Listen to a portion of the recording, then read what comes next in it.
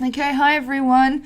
This is what we call a screencast. Basically, I have some software recording my voice and the computer screen at the same time, so I can teach you how to do certain things and you can take those away and do with them what you want to do. Some of you are going to find this beneficial if you've got a 3-4 or grade 5-6 grade. Some of these might be tips for the juniors to do as a teacher in a modelled kind of sense to show your kids, and maybe even something you want to use as a personal thing.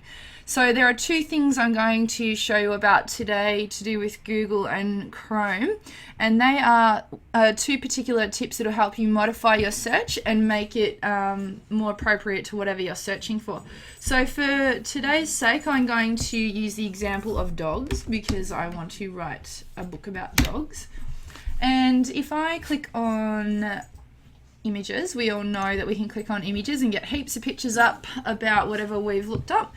But one thing you can do is click on search tools, and a little sub kind of toolbar, I suppose you call it, kind of pops up just underneath under here, saying size, color, type, time, user rights, and more tools. Now, for those of you who are concerned about plagiarizing, copyright issues, which we should all be, I suppose, careful of, this is a really great tip that can help you make sure you're doing the right thing. You can click on usage rights and you can actually filter, sorry, I'm just going to use this magnifying glass. You can actually filter what you're searching for in your images. So labeled for reuse, obviously we're pretty safe if we click on that one, so it means that we can reuse the image without getting into trouble. There's labeled for non-commercial reuse with modifications, so these are the images that you can copy and then, you know, put into Paint or put into a photo editing software and muck around and change things with. And the owner is happy for you to have that happen. And the last one is labeled for non-commercial reuse. We could also use that as well. So I'm going to change my search to labeled for reuse. And if you have a look around here, we've got lots of images that we're legally allowed to use at the moment. So that was my first tip for you. So again, that's under more tools, labeled for reuse, blah blah blah, down here.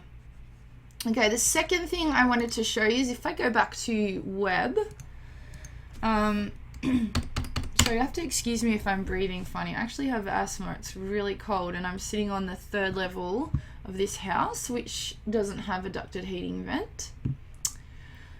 Okay, so say I'm looking up information about dogs, and again, I can use this toolbar to help me modify what I'm searching for. So at the moment, I'm looking for information for my project, and I've got my toolbar just here.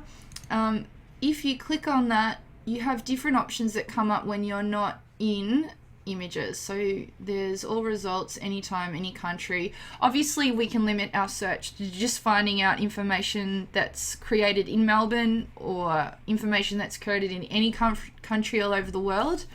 I'm going to click all results.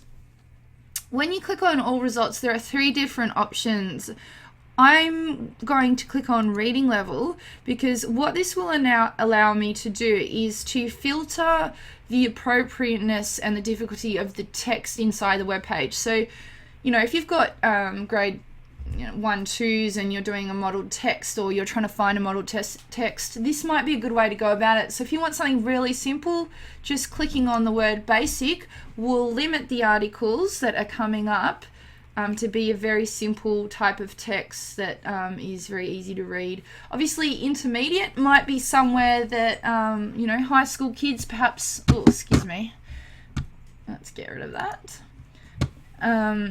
Intermediate might be something at a high school level or a grade 5-6 level, just up to you. But yeah, it's a great way to sort of modify your searching and to make sure you're it saves you time really. So have a fiddle around with these sort of things, and you can even search for, articles that have come up in the past month, and yeah, it's pretty cool. I'm pretty excited about that.